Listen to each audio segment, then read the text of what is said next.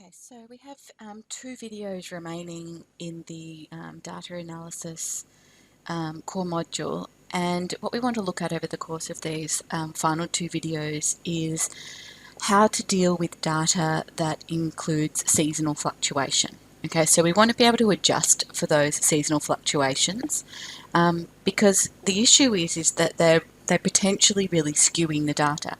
So, for example, I've got a graph here. We've got Joe's Fast Food daily hamburger sales, and we see that there is clear seasonal fluctuations here in that there's obviously a peak in hamburger sales on Saturday each week, a trough on Tuesday each week, relatively low sales on sort of, Monday, Wednesday, Thursday, Friday, and Sunday, certainly compared to Saturday. But there is a steady increase in sales as the week goes on, apart from the slight dip from Monday to Tuesday. From then, the sales gradually increase through the week to Saturday, and then they drop off again on Sunday. And we see this pattern repeating. We've got sort of almost 3-4 weeks of data there that's allowing us to see that this isn't just a one-off week with a particular pattern. So one of the issues here is that when we have time series data, it's essentially a scatter plot, and we fit a least squares regression line to that data, which we call a trend line when it's time series data, and we attempt to use that regression line to make predictions. Now the problem is if your data has seasonal fluctuation, your trend line or your least squares regression line might not actually fit the data very well. For example, here the trend line might be sort of somewhere down here. And then if we're going to use the trend line to make a prediction for Saturday's sales, it would only predict this many sales when actually this is what happens, okay? And so therefore we have a real problem with it offering reliable prediction. Similarly, if we wanted to predict Tuesday's sales, the 9th day here is a Tuesday, it would predict sales of about that, but actually they're right down here. So the predictions are quite far off, and they're regularly quite far off because we know this pattern happens every week.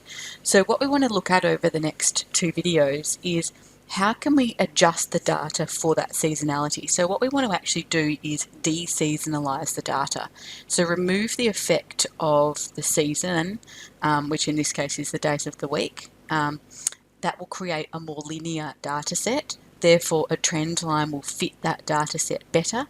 We make a prediction for the deseasonalised data, and then we reseasonalise that afterwards. Okay, and in doing this process, we get a much more reliable prediction from our least squares regression lines. Okay, so when we want to deseasonalise the data, it involves calculating something we call seasonal indices. So indices being the plural of index, so we have a seasonal index or multiple seasonal indices. So in this particular data, we would calculate a seasonal index for each particular day, and the seasonal index compares a particular season to the average season. So it measures by what factor a particular season is above or below the average for the cycle. So for example, if we had a seasonal index of 1.3, it means that that season is 1.3 times the average season, which means that for that season, the data is 30% above the seasonal average. Okay, so that's a peak or a high season. If we had a seasonal index of 0.6, it would mean that the season is 0.6 times the average season, which is the same as saying it's 60% of the average season. So the figures therefore are 40% below the seasonal average. Okay, if it's only 60% of the seasonal average, that means it's a 40% reduction. And so that's a trough or a low season. And if we had a seasonal index of exactly 1, it means that that season is the same as an average season. Okay, so we wouldn't really need to adjust that season. It's neither a peak nor a trough. It's really important to note that all of the seasonal indices in a time series should have an average of 1. Okay, so that means, let's say the Joe's Fast Food burger sales, we calculate seasonal indices. Saturday's seasonal indice might be, 1.4 or something. It's 40% above average sales. It might be even be higher than that. Tuesday might be 0.7. It's 30% below sales. But the point is that if you add up all of the seasonal indices for the week and divide by 7, you should get an average seasonal index of 1. So for every day that you've got that's above the average, there has to be a day below the average to counter that to keep the average still at the average, okay? So your seasonal indices should average out to be 1, which means that if you've got 7 seasonal indices because you're working on a daily, a weekly, 7 days in a week season, then your sum of all your seasonal indices would add up to 7 in that instance, okay? If we were calculating seasonal indices per month, and so we've got 12 months in a year, we would expect those 12 seasonal indices to add up to 12, and hence they would therefore have an average of 1, okay? So the sum of the seasonal indices should be equal to the number of seasons. All right, so then once we've calculated our seasonal indices, and we'll look at how to do that in a minute, but once we've calculated our seasonal indices, if we want to deseasonalize the data, we divide each data value by the corresponding seasonal index. So the deseasonalized figure would be the actual figure divided by the seasonal index. So Joe's Burgers, you'd take the actual data sales for Saturday and you would divide by the seasonal index for Saturday. Let's say it's 1.4. So that's going to have the effect of making that number smaller, and therefore it's reducing that peak and creating that more linear data. On Tuesday, let's say that seasonal index is 0.7, we take Tuesday's actual sales and divide by 0.7. Now if you divide a number by 0.7, it's smaller than 1. You divide by something smaller than 1, you actually get a bigger number. So that's going to increase the Tuesday sales when we deseasonalise. So Tuesday sales will come up a bit, Saturday sales will come down a bit, and other things will adjust slightly, and we'll get data that's a lot more linear and with a lot less fluctuation. So actual divided by the seasonal index gives us the deseasonalised figure. And so then it follows that to reseasonalise the data, if I rearrange this little formula, the actual figure is the deseasonalised figure multiplied by the seasonal index. And that will become really important in the next video when we look at how do we make forecasts or predictions with data with seasonality. So we deseasonalise the data, we find the regression line, we make a prediction using that regression line, but that's a prediction for the deseasonalised data, and then we need to reseasonalise that final value at the end. So this little formula will become really relevant then. Okay, let's have a look at a couple of examples. So example 1, at a beach cafe, the seasonal indices for cold drink sales are shown in the table. So summer's seasonal index is 1.4, autumn's seasonal index is 1, so that's an average season. Winter's seasonal index 0.65, so that's a below average season. We don't sell as many cold drinks in winter, whereas summer 1.4 was a well above average season. So summer is 40% above an average season, autumn is exactly equal to an average season, winter is 35% below an average season, and spring is almost an average season, it's just 5% below average. Okay, so what we see if we were to add those 4 numbers up, they all add up to 4. There are 4 seasons. That means that the average seasonal index is 1. Okay, so last summer the cold drink sales at the cafe in summer totaled $8,764. Calculate the deseasonalised sales. Okay, so deseasonalised sales is going to be the actual sales, which was $8,764, divided by the seasonal index for summer, so that is 1.4. So this is going to have the effect of reducing that number because that's an above average season. 8764 is well above the usual average sales. So we're deseasonalising that, making the data more linear. So dividing it by 1.4 is going to reduce it. All right, so let's see what we've got here. 8764 dividing by 1.4. So deseasonalised sales, 6,260.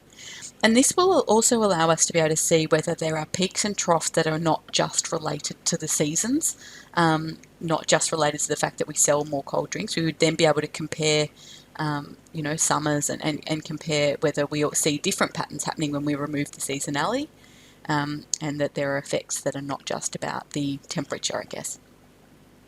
Okay, so the deseasonalised sales are $6,260.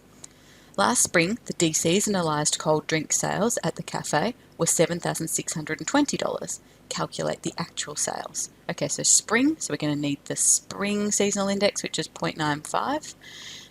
We've got the deseasonalised value, and we want to know the actual value. So now we're using this second formula, okay, which is actually the same formula, it's just rearranged. So the actual sales is going to be the deseasonalised sales, which is 7620, multiplied by the seasonal index, which is 0.95. So 7620 times 0.95.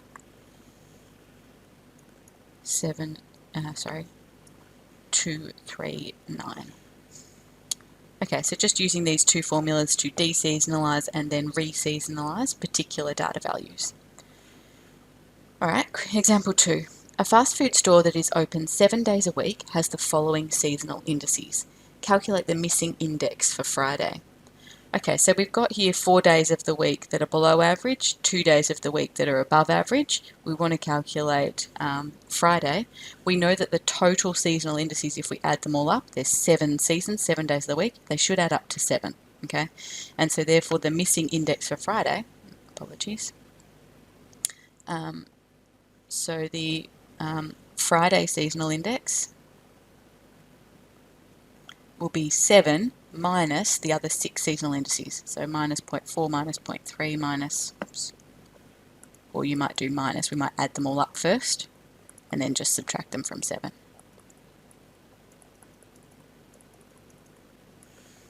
Okay, so I'll do 0.4 plus 0.3 plus 0.6 plus 0.8 plus 1.8 plus 1.3.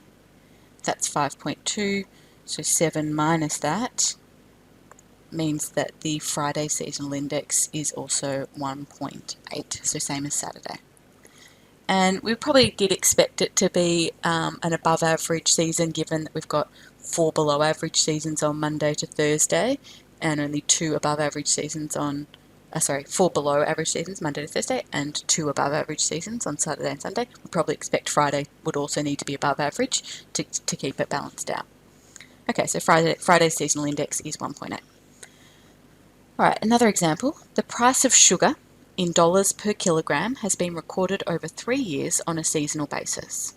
Okay, so we've got summer, autumn, winter, spring prices for 2007, 8 and 9. The seasonal indices have also been calculated as follows. Okay, so we've been given the seasonal indices. Use the seasonal indices to deseasonalise the data, giving values correct to 2 decimal places. Okay, so we know that the deseasonalised value is equal to the actual value divided by the seasonal index. Okay, so to work out the deseasonalised value for summer 2007, we're going to take the actual value for summer 2007, 1.03, and we're going to divide that by the summer seasonal index, which is 0.850. So 1.03 divided by 0.850. And we want 2 decimal places, so this is 1.21 deseasonalised. So summer's a below average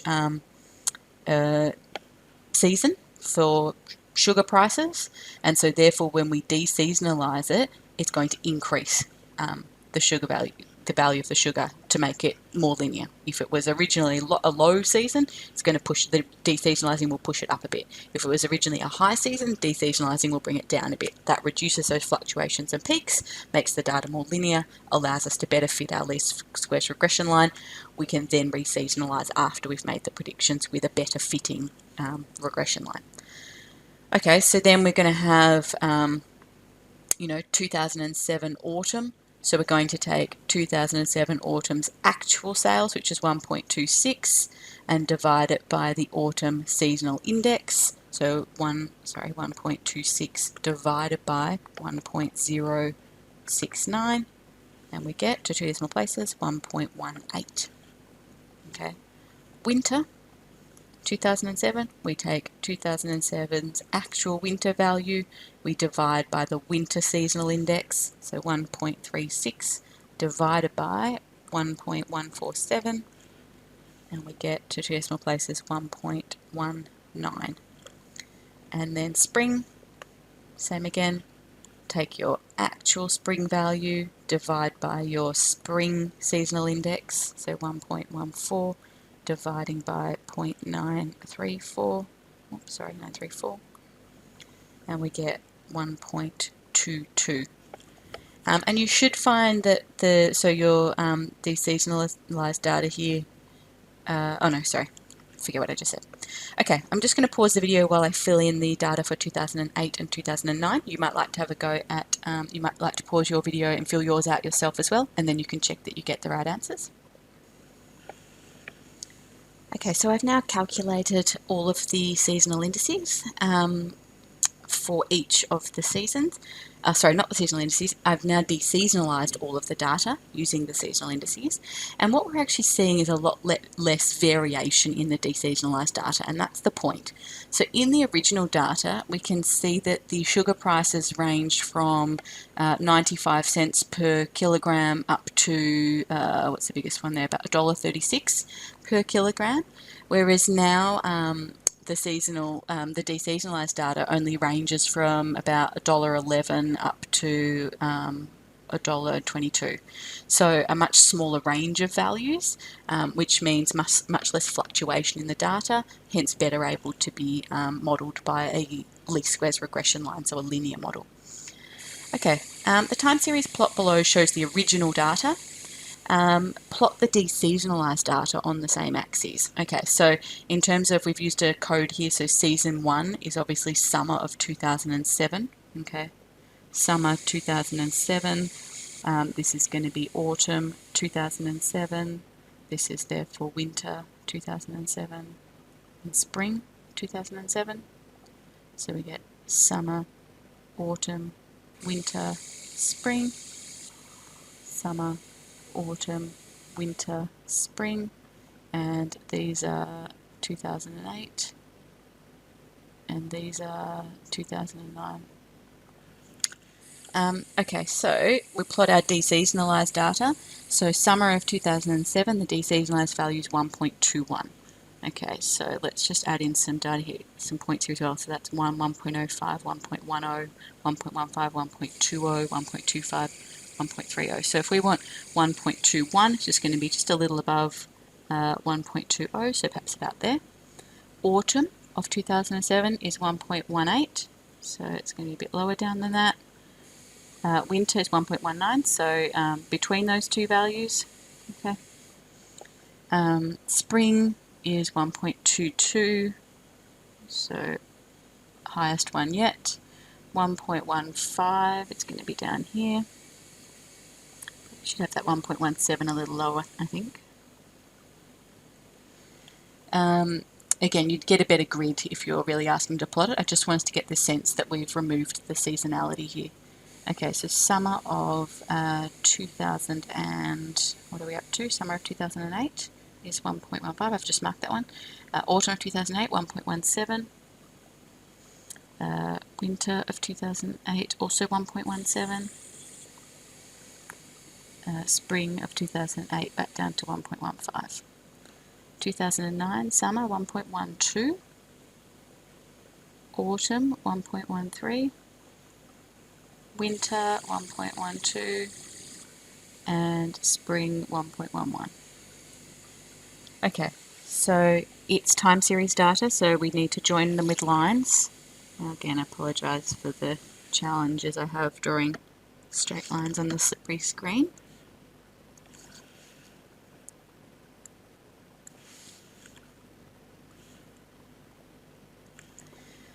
Okay, so what we see is time series data with a lot less fluctuation.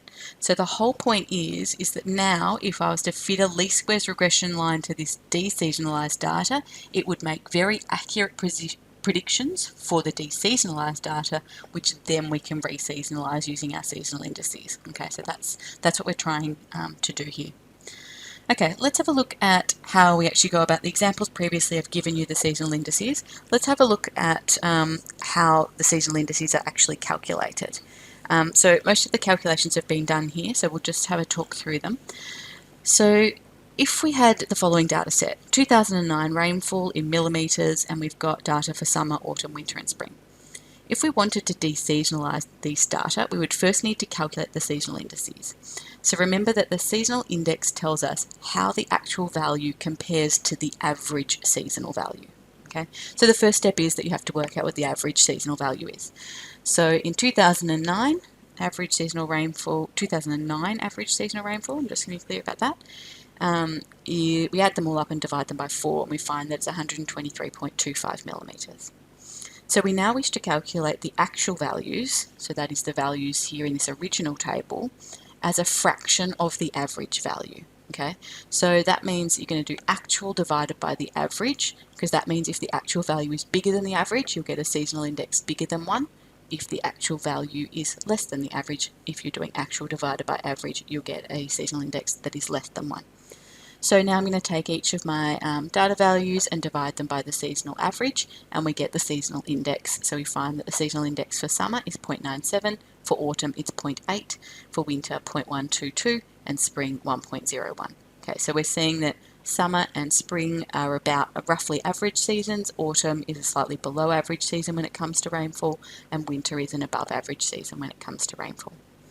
The average of the seasonal indices should be 1, and hence the sum of our seasonal indices should be 4, so we can check that. Occasionally you might get slightly off from 4 depending on some rounding errors, but usually we try and set up the numbers and ask for a certain level of rounding that will ensure that they will actually add up to 4. Okay, so as I said, we've already talked through what we can interpret from those seasonal indices.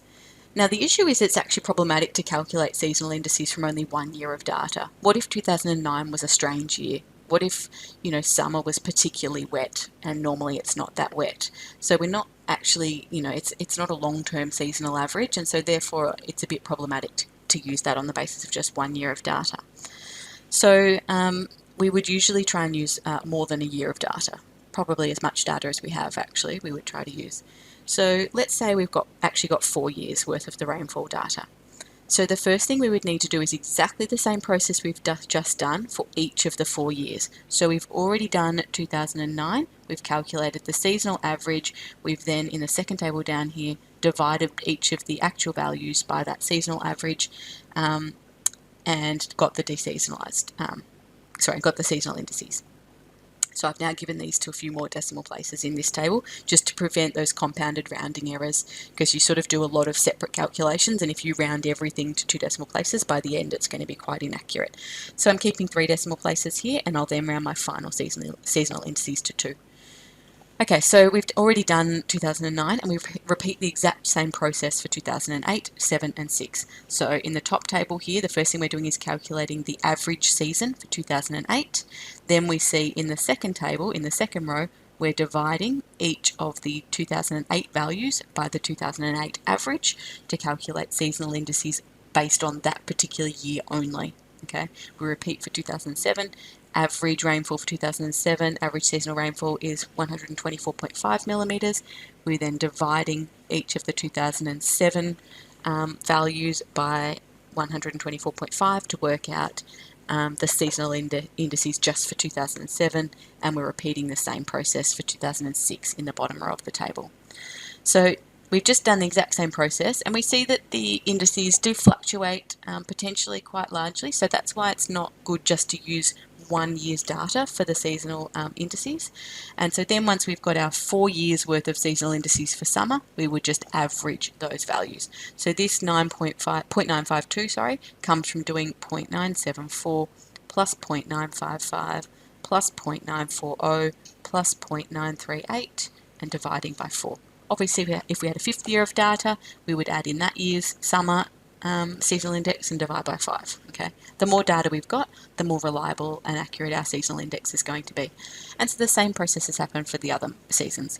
Average the autumn seasonal indices to get an overall seasonal index, average the winter seasonal indices to get an overall winter seasonal index, and averaging the spring values to get an overall spring seasonal index. We should still find that these 4 values add up to 4.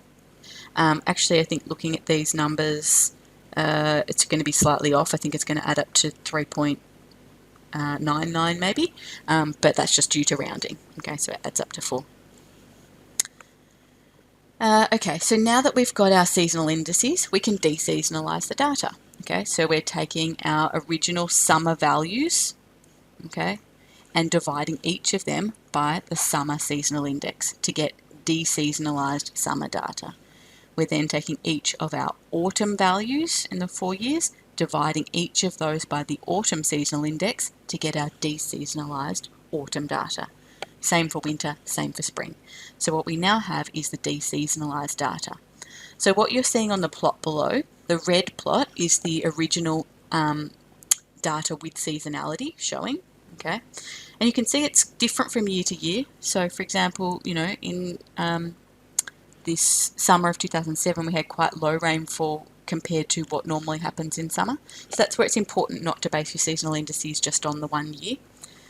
So the red data is the original rainfall data, and then the black plot is the deseasonalised data. So once again, we're seeing a lot less fluctuation, hence a linear model will fit this data a lot better. The predictions based on the deseasonalised data will be a lot more reliable because the data fits that line a lot better. The correlation coefficient would be a lot bigger. And therefore we can make a prediction for the deseasonalised data and then reseasonalise that prediction. Okay, we'll have a look at doing that in the next video. The last thing I want to look at today to do with seasonal indices. So today we really just want to identify what is a seasonal index, how do we use a seasonal index to deseasonalise data, and how do we then reseasonalise data, how do we actually calculate the seasonal index. And the last thing I want to look at is this idea of correcting for seasonality. So in the previous example, where we calculated our seasonal indices here, we've had a seasonal index of 0.952. So when we were deseasonalising the summer data, we were dividing the actual data by 0.952. Okay, that's the same as doing 1 over 0.952 times the actual figure. Okay, obviously there's a bit of a mathematical leap. If you take a value and divide it by 2, it's the same as doing 1/2 of that value. If you take a value and divide it by 5, it's the same as doing 1/5 times that value. So that's all we're doing here. We're dividing by 0.952. That's the same as doing 1 divided by 0.952 multiplied by the actual value. Okay, so then if we work out what 1 divided by 0.952 is, I'm doing that over on my calculator here, 1 divided by 0.952 is 1.050. Okay, so to 2 decimal places, it's 1.05. So what we've actually done is calculated 1.05 times the actual figure. Now 1.05 as a percent is 105% of the actual figure. And so therefore, to deseasonalise the data, we've taken the actual data and increased it by 5%. So remember we talked about if this seasonal index is suggesting that summer is a below average season, so therefore when we deseasonalise it, those data values will be being made bigger. We'll be pushing them up to make them closer to the average, which is all about that trying to linearise and deseasonalise the data. If your seasonal index was, 1.4, your data is going to get made smaller, and so we would find that we're not increasing by a particular percentage, but we would be decreasing in order to deseasonalise. So in this instance, the calculation that we do can be thought of as being the same as finding 105% of the actual figure, and so that's the same as saying we need to increase the actual data by 5% in order to correct for seasonality in summer. All right, let's apply that ourselves. So what percentage change needs to be applied to the rainfall in order to correct for seasonality in winter? Okay, so the deseasonalised rainfall is going to be the actual rainfall divided by the seasonal index for winter. Let's go back up here. For winter, 1.230. Okay, so that's the same as saying we're doing 1 divided by 1.230 and we're multiplying that by the actual rainfall. So we want to work out what is 1 divided by 1.230. 1 divided by 1.230 is 1 divided by 1.230 is, that's better, 0.813 times the actual rainfall. So 0.813 as a percent, so times by 100, is 81.3% of the actual rainfall. Okay, or 81% to the nearest percent, let's say. So in terms of the correction that we've made, we are ending up with 81% of the actual value. So therefore, we need to decrease. We're ending up with 81%, so we're decreasing the actual rainfall by 19%. 81% is 19% less than 100. So if we decrease the actual rainfall by 19%, we get the deseasonalised data. That's how we correct for seasonality. Okay, so that suggests winter is an above average season for rainfall, therefore we need to decrease the actual data values in order to remove the seasonality, and we're decreasing by 19%. We're using our winter seasonal index for that. Okay, example 5. The table below shows the daily revenue in a restaurant over a 2-week period. Okay, we want to work through this process of calculating the seasonal indices here. So we want to first of all calculate the average daily revenue in week 1. Okay, so the average revenue for week 1, we're going to add up the week 1 data, 1036 plus 1103 plus 1450.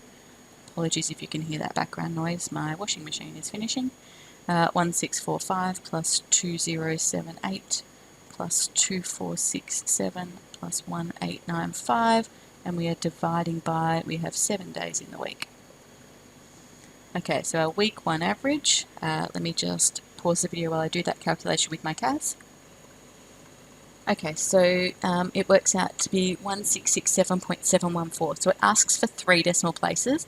Now I know this is money and we would normally round to the nearest cent, but we need to keep these numbers to more decimal places than that early on because we do a lot of consequential rounding here. And so we need to make sure that by the end we're still ending up with a relatively accurate value. So we're going to keep 3 decimal places here so that we have seasonal indices slightly more correct to 2 decimal places later on. Alright, part B, calculate the average daily revenue in week 2. Okay, so our average revenue for week 2 is going to be 1089 plus 1046 plus 1324 plus 1734 plus 2204 plus 2478 plus 1786 divided by 7. Okay, again, I'll just pause the video while I calculate that with the CAS. Okay, so our average daily revenue for week 2 is slightly less than week 1. It is 1665.857. Okay, so then part C, we want to calculate the seasonal daily indices for week 1, correct to 3 decimal places.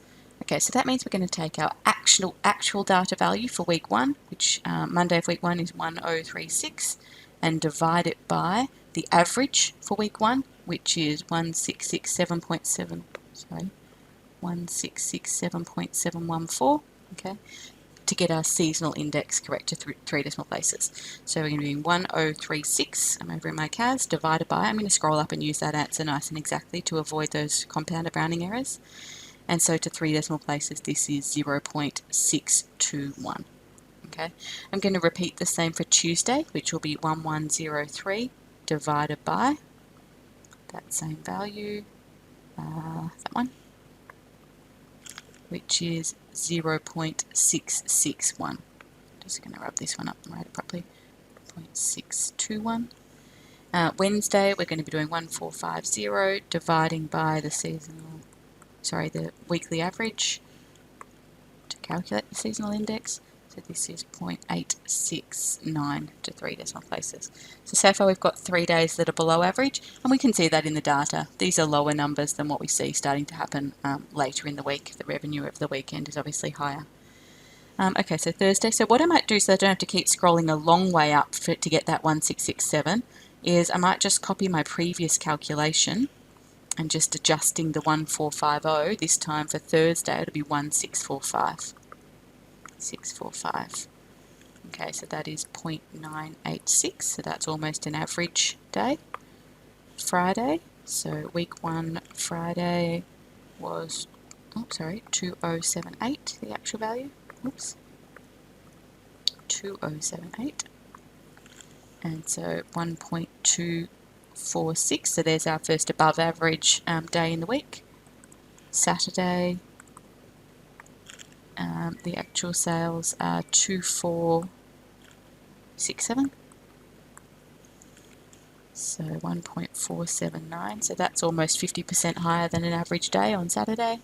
And then Sunday is going to be 18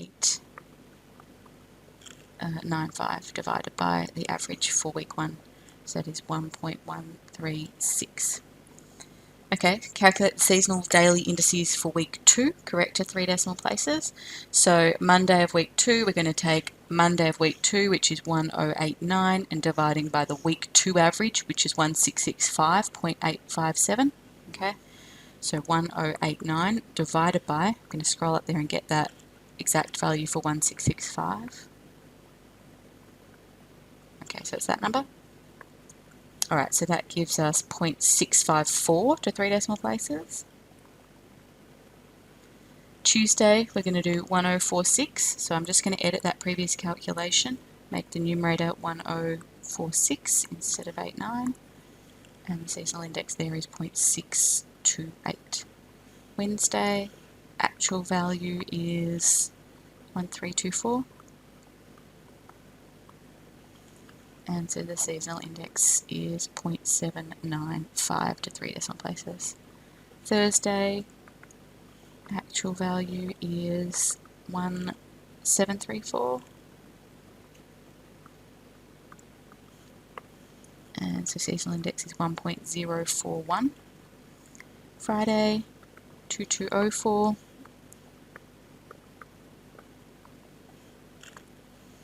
So 1.323. Saturday is 2478.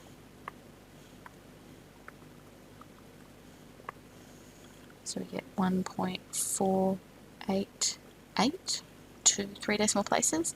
And finally Sunday is 1786. So Sunday seasonal index 1.072.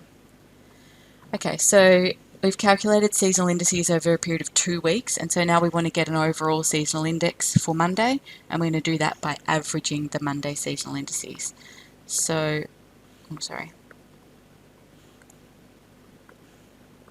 Okay, so we want to do 0.621 plus 0.654 and divide that by 2 to get a seasonal index, 2 decimal places. This is why we've kept our weekly seasonal indices to 3 decimal places, so that then when we average them and round them again, we're going to reduce the rounding accuracy in part E, because that will help to create, to remove those rounding errors. So to 2 decimal places, this is 0.64. Okay. Tuesday, adding together the two Tuesday seasonal indices, 0.661 plus 0.628 and dividing by 2. So two decimal places is going to be 0.64. Okay, so remember that rounding, you don't continue on. 2 decimal places, I'm only interested in the 3rd decimal place. It's a 4, so I don't round up. 0.64. That 5 that comes after it's completely irrelevant. Wednesday, so we're adding those up. 0.869 plus 0.795 dividing by 2 to get an overall Wednesday average of 0.83. Okay, I might pause the video while I do Thursday, Friday, Saturday and Sunday. Okay, so I've calculated the seasonal indices by averaging each of the days. I also, if you have a look over on my CAD screen there, I've added up all the seasonal indices. They should add to 7.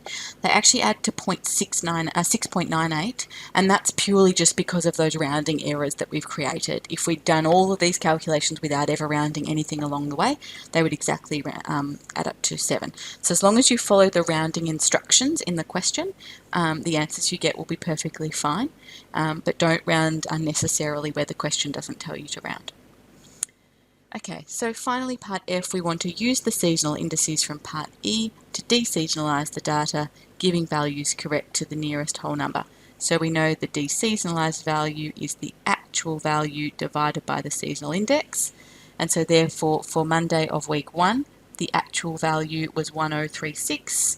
This is going to be 1036 divided by the seasonal index for Monday, which is 0.64. Okay. Tuesdays in week 1 is 1103. This is going to be 1103 divided by Tuesday's seasonal index, which is also 0.64.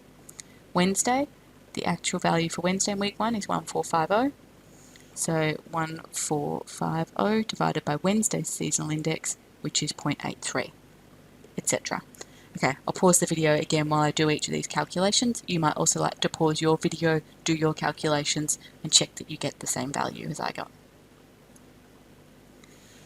Okay, and so here is our deseasonalised data. So once again, we're seeing a lot less variation. So if we look back at the original data, the values range from just over $1,000 of revenue per day to almost 2,500. Whereas this data really is much less. There's clearly a lot less fluctuation. It's all between about 1,600 and about 1,800, or not even that high actually, about 1,720. So a much smaller range of value, hence a lot less fluctuation. If we were to plot these two scatter plots, these two sets of data, we would see a lot less fluctuation in the deseasonalised data, and therefore we're better able to make predictions from the deseasonalised data. So as I said previously, this video is really about what is a seasonal index, how do we interpret a seasonal index, how do we deseasonalise data using the seasonal index, how do we reseasonalise data, how do we use the seasonal index to work out what we're doing to each data value to correct for seasonality, and how do we actually calculate the seasonal indices. In the next video, we'll talk about, once we've deseasonalised the data, how do we then make forecasts and predictions from that deseasonalised data. Okay, so the work from today is exercise 6D.